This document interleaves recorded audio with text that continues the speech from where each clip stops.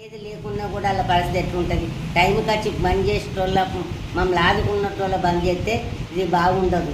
ఎంతమంది నష్టపోతారో మీరు ఒక్కసారి గమనించుంది. ప్రతి ఊళ్ళో డాక్టర్లు ఉంటారా? ప్రతి ఊళ్ళో హాస్పిటల్ మీరు కట్టగలుగుతారా? కట్టలేరు కదా. ఒక ఊర్లో హాస్పిటల్ ఉంటే 10 చుట్టూ గ్రామాలు రావాలంటే రాత్రి రాలేం కదా. మరి ఒక ఊరికి ఒక ఆర్ఎంపీ డాక్టర్ ఉంటేనే ఇట్లా బాగుంటుంది. రాత్రి అనక పగలనక సేవ చేసేటోళ్ళ మీరు సోద చేసి మా ఆరోగ్యం దెబ్బతిన్నట్టు చేస్తే ఇది బాగుండదు. వాళ్ళు మందులు సూదులు ఇవ్వకపోతే మా పరిస్థితి ఏంటి? కాపాడేటోళ్ళ మీరు బంద్ చేస్తే మంచిగా ఉండదు. మేము దెబ్బతినిపోతున్నాం. ప్రజలకు రక్షిస్తానని అంటాను.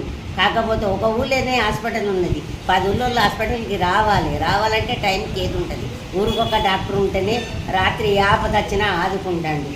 ఒక ఊరు నుంచి వెళ్ళి పెద్ద హాస్పిటల్కి పోవాలంటే పట్టేంత ఫీజులు వేస్తాను. అటువంటి ఫీజులు మేము కట్టలేకపోయి ఆర్ఎంపీ డాక్టర్లు మేము పోయి ఛార్జీల మందం వాళ్ళు తీసుకోకుండా ఇంటికి వచ్చి బండ్లవి నడిచిస్తారు. రక్షణ చేసే వల్ల మాకు శిక్షేసినట్టు చేస్తాను. ఇది బాగుండదు.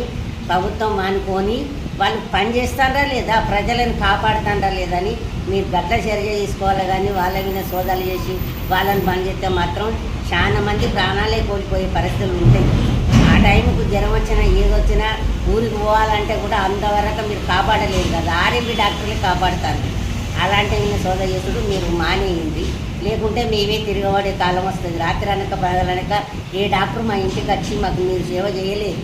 అలాంటి వాళ్ళ మీద ఇన్ని రోజుల బట్టి కూడా వాళ్ళు ఎంతోమంది ఊరు ఒక్కరు ఇద్దరు ఆర్ఎంపీ డాక్టర్లు ఉండేప్పటికైనా కుంటోళ్ళు గుడ్డోళ్ళు అందరికీ రక్షణ కలుగుతుంది. మీ టైంకు రావాలంటే మేము వచ్చి హాస్పిటల్ కలిస్తేనే మాకు రక్షణ కలుగుతుంది. ప్రతి ఊరుకు రావాలి. ఒక డెలివరీకు తప్ప ప్రతి వైద్యగానికి రావాలంటే కూడా అంబులెన్స్ రాలేదు.